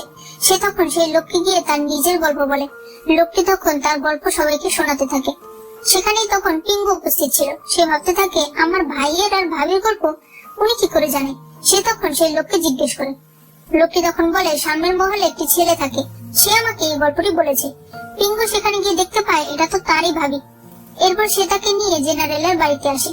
পিঙ্গু বিনিয়ানকে বলে, ভাবি আমাকে একটু ভাইয়াকে নিয়ে মজা করতে দিন। সে একাই ভেতরে যায়, গিয়ে বলে, ভাইয়া আপনি তো অনেক অসুস্থ হয়ে গেছেন, আমি আপনার জন্য একজন ডাক্তার নিয়ে এসেছি। সেই ডাক্তার এসে জেনারেলের হাতে একটি লাল সুতা বেঁধে দেয় আর সুতাটি নিয়ে সে বাইরে চলে যায়। সে বলতে থাকে, আমি আসল ডাক্তার নই, আমি ডাক্তারের সেক্রেটারি। এদিকে বিনিয়ান সেই সুতাটিকে ধরে টানাটানি করতে থাকে। এরপর সে অ্যাসিস্ট্যান্ট আবার ভিতরে আসে। সে জেনারেলকে বলে, আমার মাস্টার বলেছে আপনার অনেক ভয়ানক রোগ হয়েছে, যার নাম প্রেম রোগ। পিঙ্গু তখন বলে, ভাই আপনি চিন্তা করবেন না, আমি আপনার জন্য ওষুধ পাঠিয়ে দিচ্ছি। এরপর দেখা যায় জেনারেলের জন্য ওষুধ এসেছে, যেখানে একটি ভালোবাসার কবিতা লেখা ছিল আর একটি মালাও ছিল। এরপর বিনিয়ান তার আসল ড্রেস পরে সেই সুতা ধরে ভিতরে চলে আসে। জেনারেল তাকে দেখে খুবই খুশি হয় আর সে তাকে জড়িয়ে ধরে। এদিকে সিজাও বড় ম্যাডামদের কথা লুকিয়ে শুনছিল। তখন সে শুনতে পায় বড় ম্যাডাম বলছে, খুব তাড়াতাড়ি আমার ঘরে আমার নাতি চলে আসবে, এরপর আমি আমার সব সম্পত্তি তাকে দিয়ে দেবো। এই কথা শুনে সিজাও ঘরে এসে তার কিছু স্বর্ণ এবং রূপার মুদ্রা জড়ো করতে থাকে। সাহসাও বলে, কি হয়েছে? সিজাও বলে, আমি একটা কাজে বাইরে যাচ্ছি, আর এদিকে তুমি খোঁজ করো যে বড় ম্যাডাম তার সকল টাকা পয়সা কোথায় রাখে। নিশ্চয়ই তার ঘরেই কোথাও সে রেখে দেয়।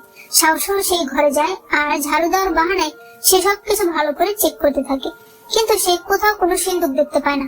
এদিকে সিজাও কিছু সন্ত্রাসীদের অনেকগুলো টাকা পয়সা দিয়ে বলে, ওই বাড়ির সবাইকে শেষ করে ফেলতে হবে। বাড়িতে এসে সিজাও সাউসাউকে জিজ্ঞেস করে কিছু পেলে? সাউসাউ বলে না, আমি পুরো ঘর দেখেছি কিন্তু আমি কিছুই পাইনি। সিজাও তখন বলে সমস্যা নেই। সিজাও এরপর কিছু মুদ্রা নিয়ে বড় ম্যাডামের কাছে যায় আর বলে দোকান থেকে এবারে এগুলোই কামাই হয়েছে। বড় ম্যাডাম বলে ঠিক আছে, তুমি যেতে পারো। সিজাও বাইরে এসে সাউসাউকে বলে তাড়াতাড়ি গিয়ে দেখো। সাউসাউ সেখানে গিয়ে দেখতে পায় বড় ম্যাডাম তার টাকা পয়সা রাখার জন্য একটা গোপন দরজা খুলেছে। কিন্তু তখনই সাউসাউর পায়ে কিছু কাঠের টুকরা লাগে, তাই সে নিচে তাকায়। এরপর উপরে তাকাতেই দেখতে পায় দরজা বন্ধ হয়ে গেছে। রাতে এই কথা সে সিজাওকে বলে। সে বলে সিন্ধুকের খোঁজ তো আমি পেয়েছি, তবে এর চাবি কোথায় তা এখনো আমি জানি না। সিজাও বলে সমস্যা নেই, কাল সেটা খোঁজ করে নেবে। পরদিন সাউসাউ আবার চারদিক খোঁজ করতে থাকে। তখন বড় ম্যাডাম বলে আমার মাথার হেয়ার পিনটা আমি কোথাও পাচ্ছি না। সাউসাউ তখন দেখতে পায় সেই সিন্ধুকের মুখে সেটা লাগানো আছে, অর্থাৎ সেটাই সিন্ধুকের চাবি। এই কথা গিয়ে সে সিজাওকে বলে। সিজাও তখন বলে যে করেই হোক ওই হেয়ার পিন আমার চাই। সাউসাউ বলে কিন্তু আমি সেটা কি করে আনবো? সে সবসময় সেটা পরে থাকে। সিজাও বলে ওনাকে বিষ দিয়ে দাও। সাউসাউ ভয় পেয়ে যায়। সে বলে আমি এটা কি করে করবো, উনি আমাদের সবার বড় ম্যাডাম। সিজাও তখন বলে যদি সামনে যেতে হয় তাহলে কিছু না কিছু পেছনে ফেলে আসতেই হবে। এদিকে বড় ম্যাডাম অনেকগুলো লোকের সামনে কথা বলছিল। হঠাৎ তার হার্ট অ্যাটাক হয়। সবাই তাকে নিয়ে ঘরে চলে আসে। সিজাও সাউসাউকে ইশারা করে সেই হেয়ার পিনটা নিয়ে নেওয়ার জন্য, কিন্তু তিয়ানিলের মা আগেই সেটা নিজের কাছে রেখে দেয়। মাস্টার এসে বলে চিন্তার কোনো কারণ নেই, কয়েকদিনের ভেতর উনি সুস্থ হয়ে যাবে। সিজাও তখন প্রচন্ড রেগে যায়। সে সাউসাউকে বলে বড় ম্যাডামের খাবারে বিষ মিশাও, যাই উনি খায় দরকার পড়লে তার ওষুধও বিষ মিশাও। এরপর দেখা যায় সাউসাউ ওষুধ নিয়ে বড় ম্যাডামকে খাওয়াতে আসে, কিন্তু তিয়ানিলের সৎমা নিজে তাকে খাওয়াতে চায়। তখন সাহসী সে সৎমাকে সেখান থেকে নিয়ে যায়, কারণ বাইরে তাকে কেউ ডাকছিল। সাউসাউ তখন সুযোগ পেয়ে যায়, কিন্তু এরই মধ্যে সেই মহিলা আবার ফিরে আসে আর সে ওষুধ বদলে দেয় আর সেটা বড় ম্যাডামকে খাইয়ে দেয়। কিন্তু সাউসাউ দূর থেকে দেখে ভাবে হয়তো তার দেওয়া সেই বিষাক্ত ওষুধই বড় ম্যাডামকে খাওয়ানো হয়েছে, তাই সে খুশি হয়ে এই কথা সিজাওকে জানিয়ে দেয়। পর সিজাও ম্যাডামের কাছে আসে। সে তাকে বলে অবশেষে সবকিছু আমি পাবো। সে যখনই চাবিটা ধরতে যায় বড় ম্যাডাম তার হাত ধরে ফেলে আর সে হেয়ার পিনটা নিয়ে তার মাথায় লাগিয়ে দেয়। বড় ম্যাডাম বলে তুমি এটা কি করে করতে পারলে? সিজাও তখন বলে কারণ এসব কিছু আমার, ছোটবেলা থেকে আমি এসব কিছু দেখাশোনা করছি, এসব কিছুর অংশীদার শুধুমাত্র আমি একা। এদিকে দেখা যায় বাইরে সেই সন্ত্রাসীরা বাড়িতে হামলা করেছে, কিন্তু মাস্টার, তার স্ত্রী আর তিয়ানলে মিলে তাদের সঙ্গে ফাইট করছিল। সিজাও বড় ম্যাডামকে বেঁধে তাকে মারতে যায়। তখন লিউ সেখানে চলে আসে, কিন্তু সে সিজাওকে মারতে পারে কারণ সিজাও সেই হেয়ার পিনটা বড় ম্যাডামের গলায় ধরে রেখেছিল। সিজাও গিয়ে সেই সিন্দুকটা খুলে ফেলে। সে যখনই সেটার ভেতরে যায় লিউ বাইরে থেকে তাকে আটকে দেয়। এদিকে বাইরে সবাই সেই সন্ত্রাসীদের শেষ করে দেয়। সিজাওকে কারাগারে বন্দী করার জন্য নিয়ে যাওয়া হচ্ছিল। সিজাও তখন বলে আমি জিতেই গিয়েছিলাম, একটু ভুলের জন্য আমি হেরে গেলাম। এরপর তাকে নিয়ে যাওয়া হয়।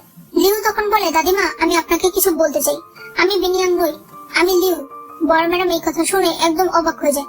সে চারদিকে তাকালে দেখতে পায় কেউ কিছু বলছে না, অর্থাৎ তারা আগে থেকেই জানতো। বড় ম্যাডাম তখন বলে সবাই জানতো, শুধু আমি জানতাম না। তখনই হঠাৎ লিউর বমি আসতে শুরু করে। সবাই বুঝতে পারে লিউ প্রেগনেন্ট। সবাই অনেক খুশি হয়। লিউ বড় ম্যাডামকে বলে আপনি কি আমার উপর এখনো রেগে আছেন? বড় ম্যাডাম বলে এটা রাগার সময় নয়, এটা খুশি হওয়ার সময়। এদিকে বিনিয়াং জেনারেলকে খুব সুন্দরভাবে তৈরি করে দেয়, কারণ আজ তার প্রাসাদে যাওয়ার কথা। বিনিয়াং বলে আমি শুধু চাই আমি যেন সারা জীবন তোমার সাথে থাকতে পারি। জেনারেল তাকে জড়িয়ে ধরে। এরপর সেখানে পিঙ্গু আসে। সে বলে ভাইয়া তাড়াতাড়ি চলুন, রাজকুমারী আমাদের জন্য অপেক্ষা করছে। জেনারেল বলে রাজকুমারী অপেক্ষা করছে না, বলো তুমি রাজকুমারীকে দেখার জন্য পাগল হয়ে গেছো। বিনিয়ান তখন বলে মনে হচ্ছে প্রেম রোগ তোমারই হয়েছে। রাজপ্রাসাদের নিমন্ত্রণ শুধুমাত্র জেনারেল আর পিঙ্গুর জন্য এসেছিল, বিনিয়ানকে তারা যেতে বলেনি। জেনারেল তখন বলে তুমি চাইলে প্রাসাদে যেতে পারো আমার দাসী সেজে। বিনিয়ান এতে রাজি হয়ে যায়।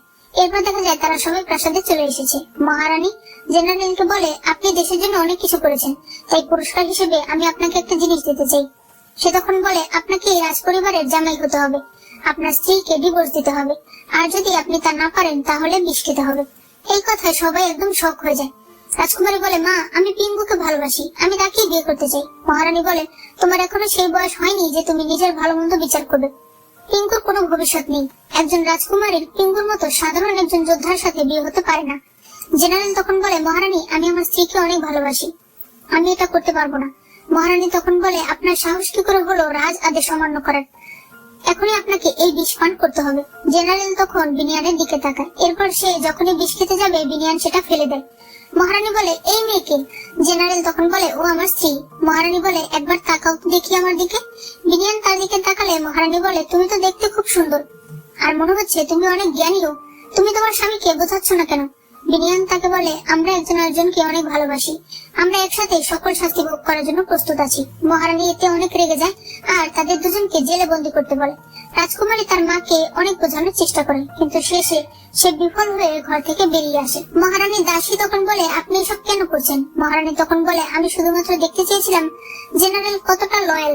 একজন স্বামী যদি তার স্ত্রীকে ছেড়ে দিতে পারে তাহলে সে তার দেশকে অনায়াসে ছেড়ে দিতে পারবে। পিঙ্গু আর রাজকুমারীর ভালোবাসাকেও পরীক্ষা করতে চাইছিলাম। তারা সবাই উত্তীর্ণ হয়েছে। এদিকে লিউ আর সাহসীকে তিয়ানলে এসে বলে, বিনিয়াং আর জেনারেলকে জেলে বন্দী করা হয়েছে। সাহসী এতে কান্নাকাটি শুরু করে দেয়। লিউ আর তিয়ানলে তাকে সান্ত্বনা দিয়ে তখনই বেরিয়ে পড়ে। এরপর মাস্টার, তার স্ত্রী, তিয়ানলে, লিউ, রাজকুমারী আর পিঙ্গু সবাই একসাথে মিলে আলোচনা করছিল এখন কি করা যায়। তারা সবাই ভাবে, আগে আমাদেরকে জেলখানায় যেতে হবে। রাজকুমারী তখন তার মায়ের ঘর থেকে তার মায়ের রাজ জেটটা নিতে আসে। তখন মহারানী তার দাসীকে বলছিল, আমি চাই না আমার জীবনটা যেমন হয়েছে আমার মেয়ের জীবনটাও তেমনই হোক। সেই দাসী তখন একটি বক্স নিয়ে আসে, যার ভেতর থেকে একটি অর্ধেক ফুল বেরিয়ে আসে। তোমাদের নিশ্চয়ই মনে আছে, মাস্টার বলেছিল তার বড় ভাই একটি মেয়েকে ভালোবাসতো। সেই লোকের কাছে অর্ধেক ফুল ছিল আর বাকি অর্ধেক এই মহারানীর কাছে আছে, অর্থাৎ ইনি মাস্টারের ভাইয়ের প্রেমিকা। সেই মহিলা বলতে থাকে, আমি যাকে ভালোবাসতাম সে আমাকে ছেড়ে চলে গেছে, আমি চাই না আমার মেয়েও যাকে ভালোবাসে সে কোনোদিন তাকে ছেড়ে দিক। এসব কথা রাজকুমারী শুনতে পায় এবং তার অনেক খারাপ লাগে। এরপর সে জেদ নিয়ে আসে। সবাই তখন জেলখানায় যায়। সেখানে রাজকুমারী বলতে থাকে, আমার মা যাকে ভালোবাসতো সে আমার মাকে ধোঁকা দিয়েছে, তাই আমার মা অমত জানাচ্ছে। লিউ তখন বলে, তাহলে তোমার মায়ের সেই প্রেমিকের খোঁজ যদি আমরা পাই, তাদের দুজনকে যদি একবার সামনাসামনি আনতে পারি তাহলে হয়তো এই ঝামেলা মিটতে পারে। তারা বলতে থাকে, কিন্তু আমরা সেই লোককে কোথায় পাবো? তাকে খোঁজার কোনো উপায় তো থাকতে হবে। রাজকুমারী বলে, সে আমার মাকে স্বর্ণের গড়ানো একটা ফুল উপহার দিয়েছে। বিনিয়াং এর ফুলের কথা শুনে তার মনে পড়ে যে এটা তো মাস্টারের কাছে আছে। সে বলে, এই বিষয়ে মাস্টার জানে, কারণ সে মাস্টারেরই ভাই ছিল। এরপর দেখা যায় তারা সেই মাস্টারের কাছে যায়। এখানে দেখা যায় মাস্টারের ভাইয়ের সমাধি।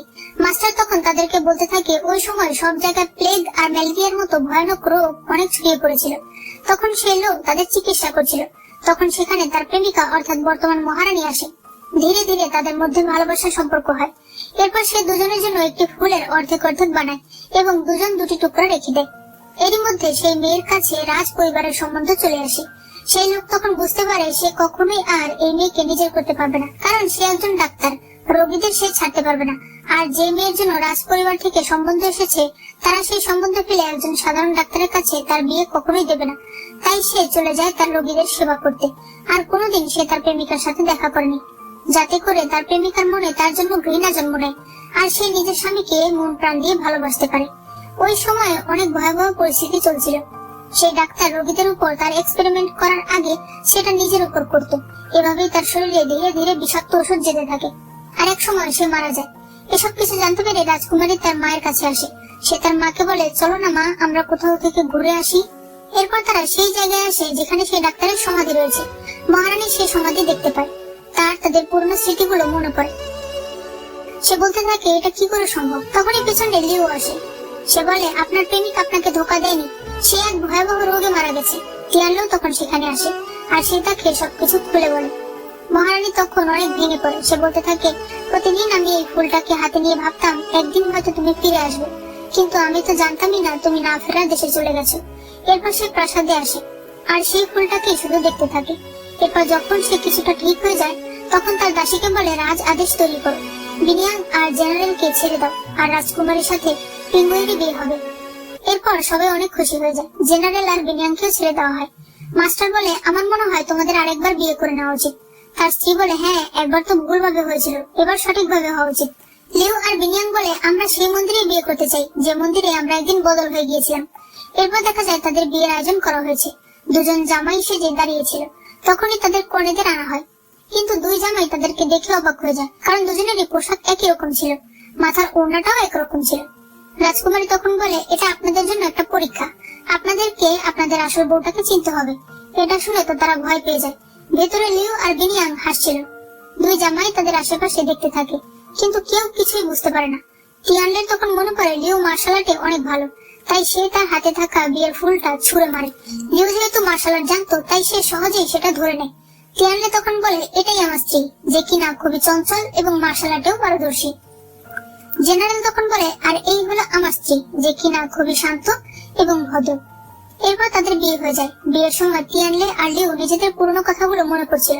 যদিও লিও বিয়েটা ভুল মানুষটাকে করেছে, কিন্তু তারপরেও সে সবসময় তাকে সাপোর্ট করেছে, নিজের প্রাণও কয়েকবার ঝুঁকিতে ফেলেছে।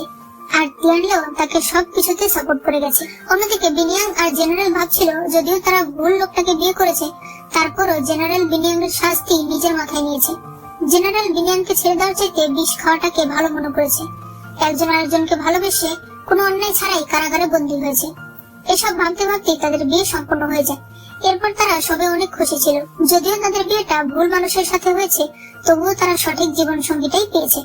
আর এখানে এই সুন্দর ড্রামাটি শেষ হয়ে যায়।